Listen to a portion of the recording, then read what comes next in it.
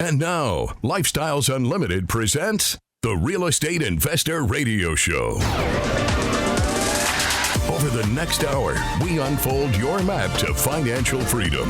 You'll learn how to retire through investing in single-family and multifamily real estate. You'll learn how to create cash flow and build wealth so you can have the time and money to live the lifestyle you want. Hello and welcome to the show. This is Andy Webb with Lifestyles Unlimited. And as always, we're working on your financial freedom. And I thank you for tuning in today. I hope you're having a great day out there. We are going to finish something we started last week. We're going to run the comps on a rental property. We're going to figure out what the right rent amount is. We talked last week all about the leasing process. So if you missed last week's show, go to lifestylesunlimited.com and you'll find that there. But I want to work through the process of comping, figuring out the rent on a property. And then we're going to talk a little bit about risk mitigation in the wake of the crazy storms that we've been seeing, at least here in North Texas. But before we get to those two things, I have a question, or actually rather a scenario, just to get you thinking. It's sort of a mental exercise. So bear with me here. We're going to walk through a bit of a story. And basically, you are, after the show today, you're relaxing, you're sitting down in your easy seat, your chair, thinking about real estate investing, and there's a knock, right? A knock at the door. Maybe the doorbell rings, and you open up, and there's a middle-aged man standing there in a suit, no tie, dark, slicked back hair. He's standing in front of you. He greets you, and he explains something very, very odd and interesting to you. You have been chosen to receive a regular monthly installment of $300. It's going to start next month on the first of the month. No strings attached, tax-free. It's a program they're putting together to help the middle class in these inflationary times. But here's the cool thing. It doesn't have an end. It's going to run ad infinitum once it starts. Ooh. Okay, sounds like a scam to me. But hey, without much other detail, the guy, he just gives you a nod. He walks off, and you forget about it because it's a scam, right? You forget about it till the first of the month, and then lo and behold, $300 appears in your bank account. Now, let's not worry how to get your bank account information. I don't know. But you got this $300 suddenly appears. What do you do? Well, what would you do? Let's go take the wife and the kids out to dinner, maybe go to a movie, go hit Six Flags over Texas. Now you're curious. Hey, this seems to be for real.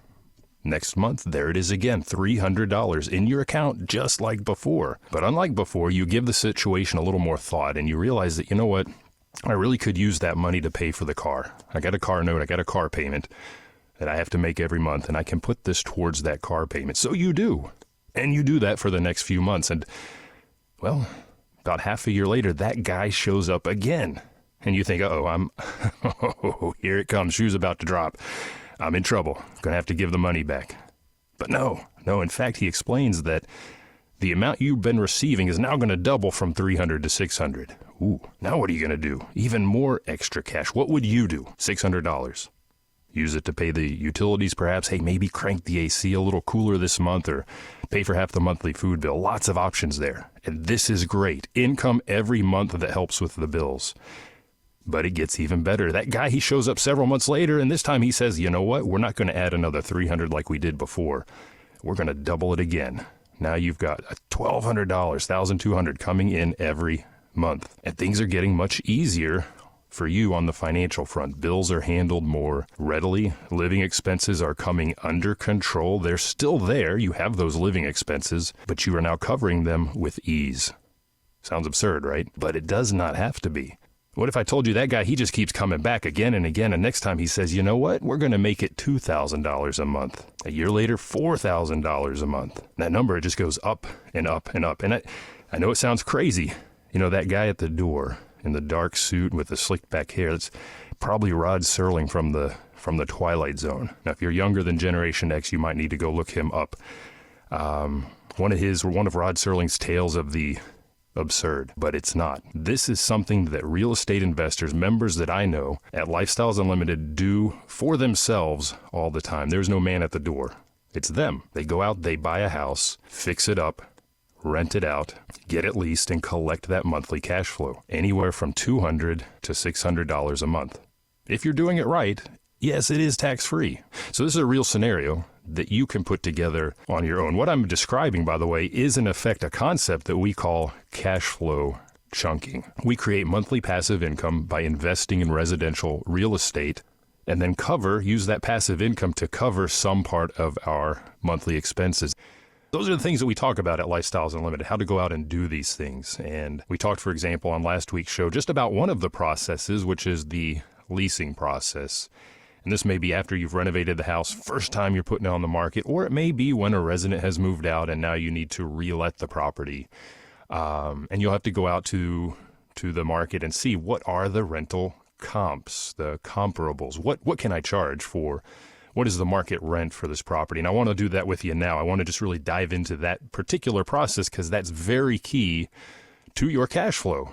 You need to know what the rent is because that gross rent is what you collect from your resident every month. And then you pay your PITI, the principal and interest, that's the mortgage, taxes, insurance, and you hang on to the net. Now, you might be thinking, what about maintenance? What about that sort of stuff? Well, fundamentally, what we do as members at Lifestyles Unlimited, we go in and we fully renovate the house. So we've addressed any CapEx and any maintenance type stuff that could come up in the next handful of years at the outset. So those costs go to zero. So my net rent really is gross minus PITI.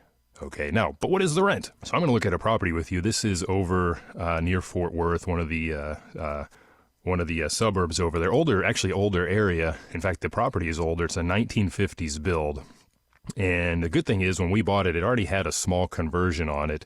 So it's a little bit bigger, maybe 100 square foot bigger than most in the area, a little bit north of 1,200 square feet. It's 3 bedrooms. It's 2 bath. It's a 1-car garage with a carport. And I like that they have the garage still there because a lot of the houses in that neighborhood have achieved higher square footage by converting the garage. Now, if you go into a new neighborhood for your investing and you see that that's what a lot of people are doing, can you do that to improve the square footage at a bedroom? Of course you can. Of course you can. But if I can keep that garage, especially with the storms that we're going to talk about later, yeah, I like to hang on to that. It's got that carport. And when we bought it, it was actually a 3-bed, 1.5 bath. So off of the primary bedroom, there was just a half bath, just a sink where you could wash your hands, brush your teeth, that sort of thing. But we noticed that there was a really large closet off of the hallway right outside the bedroom door that abutted this half bath. Very convenient. Frame that door, get it out of there, frame it off, open up the other side, put in a shower. Now we have a full bath. Makes this property, relative to the others, a little more attractive and adds value. So when you go into a property that you're going to renovate, it's a good thing to look for. You can get a little outside of the box there. In fact, I did a road trip with some investors and looked at some houses that they're fixing up and walked into this house was down to the studs. Not every house we rehab is going to go down to the studs, but same idea here. They'd moved a wall to increase the square footage of the primary bedroom. So you can get a little bit creative to make your marketability even higher. And a garage and a carport, since we have those, they do add value. Now, what I like to do, I talked on last week's show, I'll start and see what some of the other aggregator websites like a Zillow, like a Trulia, like a HotPads, what are the residential real estate investors that do not use a leasing agent, that do not use MLS, how are they marketing their properties? Because I'm not going to see those in the MLS. So I want to know what their properties look like. But then I'm going to go to my main source, which is the MLS, which is where leasing agents and realtors park their listings. If you are a member at Lifestyles Unlimited, you'll use a tool called Quest. And Quest taps into the MLS. The same things I see when I go in are what you see as well. And the key here is we see the square footage, we see the configuration, we see the days on market. I want to know that really high rent over there, seems a little high. Did it cost that residential rental owner an additional 2 months to get there? So I want to know what the days on market are. That I want my days on market to be as close to zero as I can. So pay attention to that. But you see all of that in Quest. And more importantly, you also see the pictures. You see the pictures because I want to make sure that I'm comparing apples to apples. And you can approach this one of two ways. You might start very narrow, very close to your property, very small radius going outward, and only look for that 3-bed, 2-bath, 1-car garage, 1,200 square foot plus or minus. You're probably not going to find a whole lot. Or you might do the opposite, and this is what I did in this case, started very wide, just in my zip code, and then go narrow. See how many I want to know because we've had an interesting market over the past few years. There have not been as many rental houses listed because people are sticking around, because when they go as residents that are renting now, when they go out to the market because their rental owner has just taken up the rent for the year, they say, I'm going to go move. They realize, whoa, I have it good where I am. Rental rates are really up. So people aren't moving as much. So we don't have quite the volume of comparable leases to review. So I start wide and I start to bring it in. And when I started with my zip code, there were about 40 lease comps for me to look at. So, okay, that's a little too many. That's too much. So what do? I narrow it down by square footage. If my property's 1,200, I might go up 200 and I might go down 200 and look within the parameters of 1,000 to 1,400 square feet. You might dial that a little tighter. You might make that wider if you don't have enough comparables to review. When I did that, okay, now I've got 19 to look at. Okay, that's still quite a few. So let's dial it in even more. And I dialed it even more by reducing the geographical area. This particular neighborhood, this particular subdivision in itself, if you just search by the subdivision, it's huge. I mean, these were all 50s, 60s builds, but the subdivision has a very, very large footprint. So I'm just going to draw a circle and figure out, okay, within half a mile, let's say. And that cuts it back. Now I'm down to 5 leased properties and a couple that are in pending status. I like to see the pending and I like to see the active as well. And now this is really the crux. And this is what you do if you have access to Quest, is you're going to look at the properties. How much did they rent for and are they comparable? And if I go through the pictures, I see one that's on my same street. 1,123 square feet. It's a little bit smaller, rented for $1,800. And if I go in and look at the pictures here, I need to make sure, is this comparable? Well, it's got two cars, two-car garage, no carport. Okay, it's a little bit in their favor. Looks like it does not have granite countertops like I do. It's got a fireplace. Fireplace adds a little bit of value. I personally prefer not to have them. So it's been updated a little bit, but not quite in the same way. So I have a little bit more value on mine. They've got the garage, and you're going to make some adjustments. Here's another one. Let's look at this one. It's not as well updated, and it's smaller, and it got a little bit less rent. So I need to adjust these things. So you're going to go through and make sure apples to apples, because, again, ideally, the comps I find are exactly the same. But because I went in and added that, changed that half bath to a full bath, did not convert the garage, I'm probably not going to find that exact house out there anymore, am I? Especially 50s builds. You know, these things have been added on to, they've been changed over the years. So that typically won't happen. So we're going to adjust for differences. Hey, we're going to head into our mid-show break, wrap up this conversation when we come back, and then I want to talk a little bit about something else on my mind, which is risk mitigation. So stick around.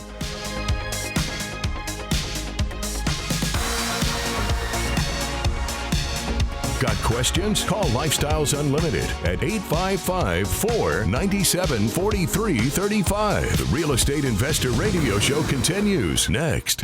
Tired of living the life of quiet desperation? Want to retire but can't save fast enough? Let Bill Walmsley and the team at Lifestyles Unlimited show you how. I'm here to tell you, you got to take action now. You got 1 year, and at the end of 1 year, it's going to be just as crazy as it was. Change your roadmap.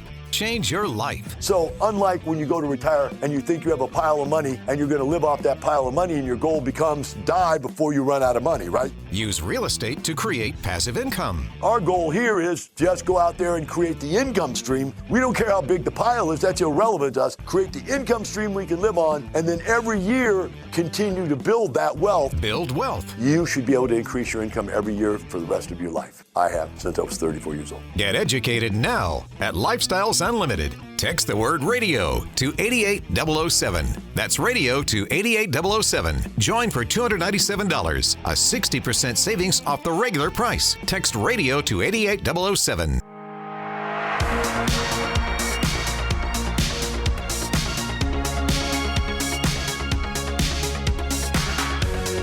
Creating the lifestyle you've always wanted. You're hearing Lifestyles Unlimited's Real Estate Investor Radio Show. Welcome back to the show. I'm your host, Andy Webb. I thank you for joining me today. Got questions? Send those to askandy@luinc.com. And we are now talking about how do we figure out the rent? How do we determine the rent for that rental house that we have? If you're an apartment investor, you're going to do the same thing in essence. You're going to go out and see what the broader market in your area, what those lease comps, comparable leases or comparable apartment units are leasing for. And we were just looking at one of the houses. I had got notice from the residents. They're moving out. They found another place, a bigger place. They've got their family is growing, so good for them. I'll be bringing this to market, and I need to know, what am I marketing it for? What is the rent? So go out to that subdivision, go out to that zip code, go out to that city, and just see what have houses been renting for lately. And when I say lately, that might be the last 30 days, 60 days.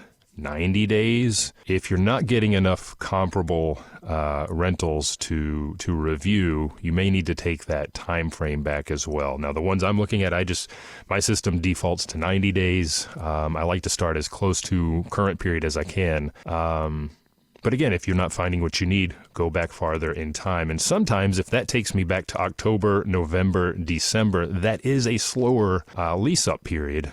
I may want to go back even farther and get back into the prior spring. Just handle that with care, because we know that the market is a little bit in flux right now. So I want to be careful and make sure I'm not going back too far. Now, I'll make a decision. And looking at these, I'm just looking at a line item here. I've got a handful of houses that have leased in the past 90 days or less. And on the whole, average is coming in at about 1,800. But every single one of these houses is much smaller than mine, 200 to maybe 250 square feet smaller. Again, this is an older neighborhood, all in the 50s to early 60s build, all 3-bed in this case. In fact, all are 2-bath, it says. So that's good. They're comparable in that sense. So I'll adjust upward a little bit for my square footage and probably go in under 2,000, maybe at 1975, something like that. And I know that'll work well with my expenses that I have at the moment, with taxes, with insurance, and with the mortgage that is in place.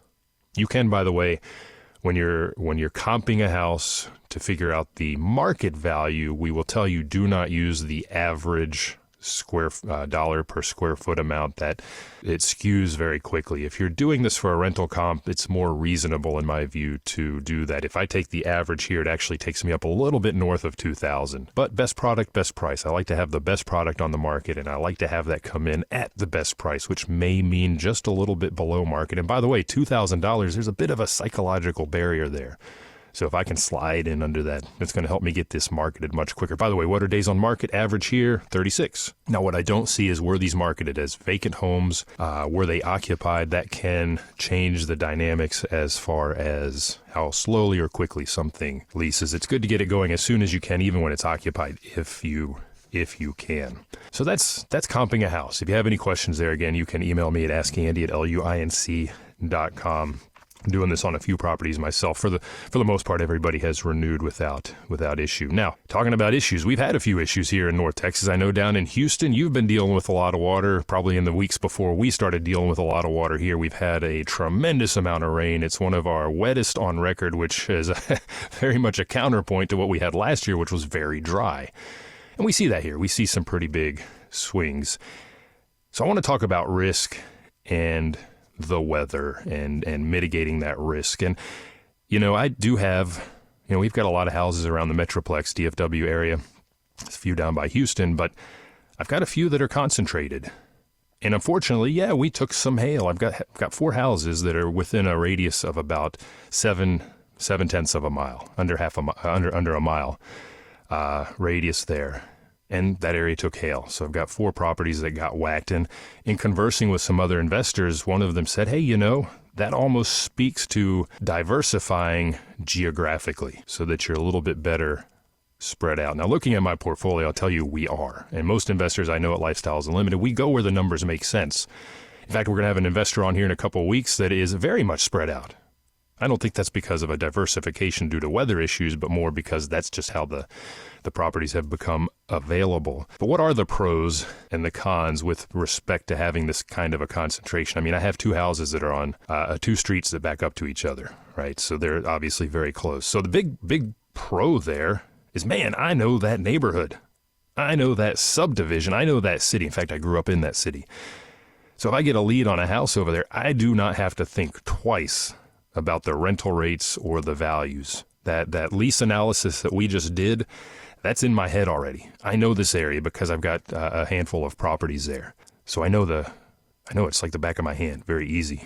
And it eases management as well. You know, if you're like I am and you self-manage and you do regular walkthroughs, well, is it easier to visit 4 that are within a mile radius or 4 that are within a 100-mile radius, right? Obviously, it's easier to have that concentration. And then for my contractors as well, once I do those walkthroughs, if there's anything I need them to touch up or whatever, right, very easy to get them in, bam, bam, bam. The big con is the one that we're thinking about, though, weather-related. 4 houses in under a mile radius, well, we got whacked. 4 hail claims. Now, end of the day, I don't want you to walk away from this show thinking that's why I don't want to do it. Because even though that happened, you know, we'll open multiple hail claims, we'll have multiple deductibles, but do I have to handle them all at once? No, I don't, unless the damage is very severe, tornado-type damage, and we're dealing with leaks, that sort of thing. And even then, there's short-term remediation that your roofer, your team can do for you. No, I talked with the adjuster, and we have 12 months to take care of any repairs if we want to get them covered under insurance. So can I space these out? Yeah, I can. So it's a valid question, and something as you become a real estate investor and start to add to your portfolio that you might think about, is there added risk being in one place? The good news with these hailstorms is, boy, they can be black and white in the sense that the house next door to mine got whacked and it just may not have fallen on my house. So I wouldn't give it just a ton of consideration. But if you want to avoid, if you do want to avoid these sort of weather issues that we do experience here in North Texas in the spring, one form of risk mitigation might simply be, hey, I'm going to go invest in other markets. Insurance costs a lot less in Phoenix because they do not have the sort of weather events that we do here. Maybe I go to Tennessee. Yeah, they get the occasional tornado. So think very long and hard. Yes, that lower premium may seem appealing right now, but replacement cost generally is a better way to go.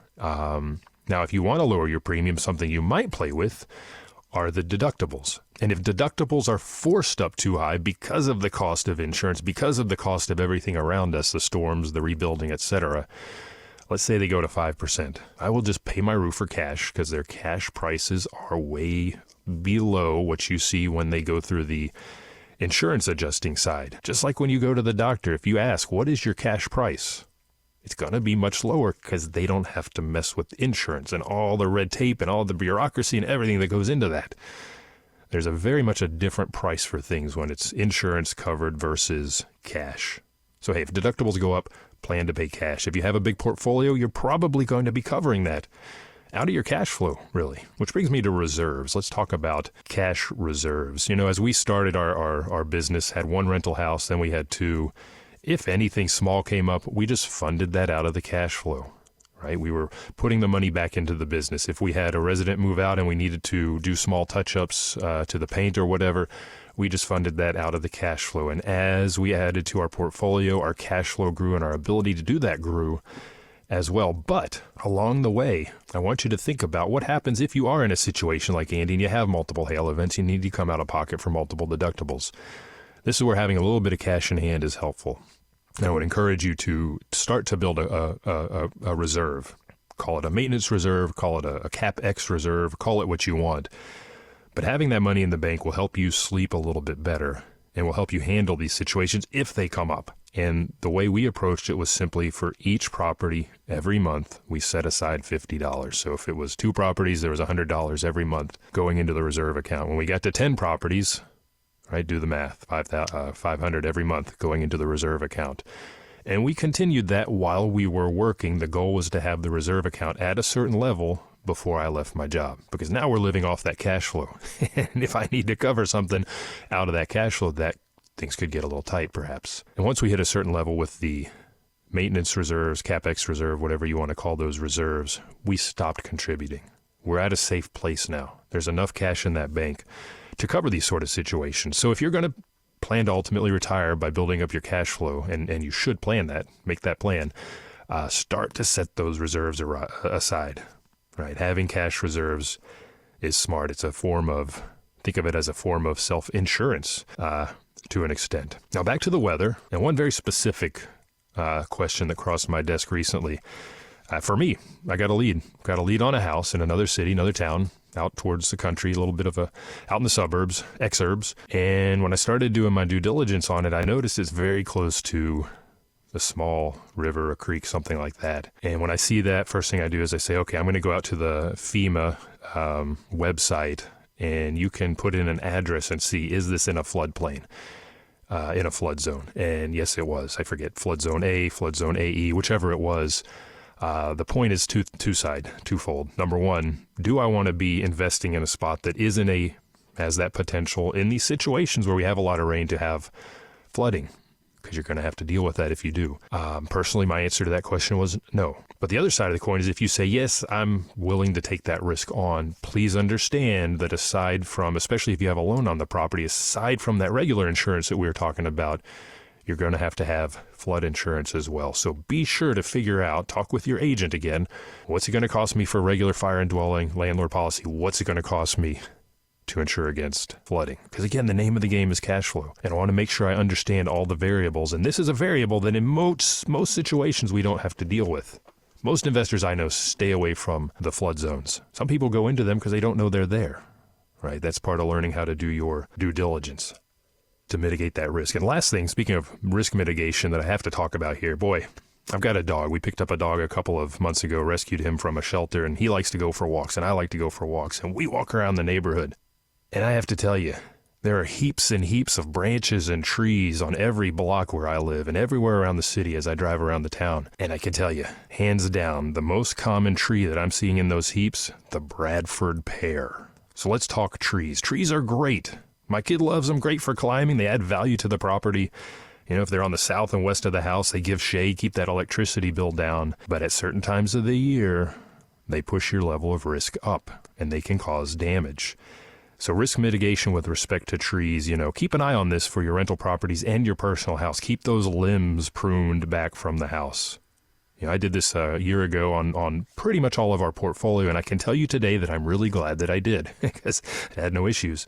If you're holding longer, plan to do this regularly. And if you're buying an older property, you're going to have those overhead power lines that you need to keep an eye on. And back to that Bradford pear, there are some bad boy trees out there that you might just want to get rid of altogether. That Bradford pear, by the way, it lives 15 to 25 years, so it doesn't have a real long shelf life, and they became very popular in the late 60s, I think, mid-60s up through the 1990s.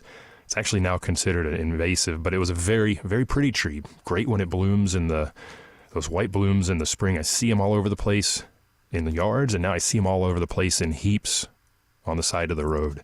Fast growers, extremely weak. Cottonwood trees live much longer. Fast growers, very brittle, like to drop their limbs. So familiarize yourself with the trees on the property, and if you have some of these bad boys, you might get rid of them or prune them back heavily to mitigate your risk. Last thing I want to say about risk mitigation is team. Be prepared. If something happens, who are you going to consult with? Who are you going to go to? I already asked one question to my mentors at Lifestyles Unlimited. So having a good team around you, whether that's your roofer, whether it's the cleanup and restoration contractors, we have those on our vendor marketplace, by the way. Good handyman, good GC, a great team to mentor you through these situations. That is pivotal to helping you both mitigate risk and deal with the situations if they should arise. It's minimal because you're prepared. You've done the education. You've started to build the cash flow. You have the good reserves. You follow the things that we talk about. You'll have success. You'll sleep well, and you'll enjoy the lifestyle. Because that's really what it's all about. Getting to that cash flow, getting retired. It's not the money. It's the lifestyle. You have a great day. The information and opinions you hear on the Lifestyles Unlimited Real Estate Investor Radio Show are those of the hosts, guests, and callers. The Lifestyles Unlimited Real Estate Investor Radio Show is for entertainment purposes only. Please consult a professional regarding your personal investment needs. Nothing presented constitutes an endorsement, recommendation, offer, or solicitation to buy or sell any product or security.